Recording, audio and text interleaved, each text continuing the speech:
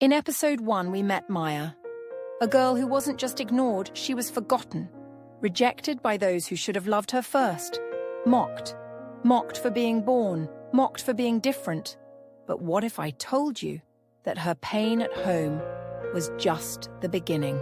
Maya had a sister, beautiful, perfect, protected, the darling of the house. Her brothers adored her, her cousins celebrated her, even her uncle, her father's own brother, would come home with gifts, smiles, attention. For one, but not for Maya. She was the afterthought in her own home. When it was time to eat, she was forgotten. When it was time for outings, she wasn't considered. And in a world where attention is food for the soul, Maya was starving. School should have been her escape, a place to forget home, and maybe find herself. But even there, the storm followed. She had friends, or so she thought. They laughed with her, sat beside her, called her name when it was convenient. But the moment she wasn't needed, they turned. Her art skills, used. Her intelligence, exploited. Her emotions, ignored. The same girls who took her answers during exams were the same girls who laughed when her braid fell off in class.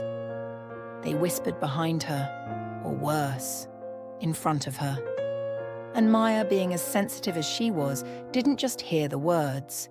She absorbed them, each word like a nail to her soul. When she was in JSS 3, a simple conversation about the future turned into a battlefield of self-worth. Maya and her close friend were talking about dreams, careers, marriage, love. Then it came. A laugh, a smirk, a statement. If a man sees both of us, who do you think he'll pick? You? I don't think so. The words felt like acid poured on an open wound. Maya didn't cry. She'd cried enough. But something shifted. The part of her that still hoped died. And in its place, something darker began to grow. She stopped trying to be liked. She stopped hoping to be seen.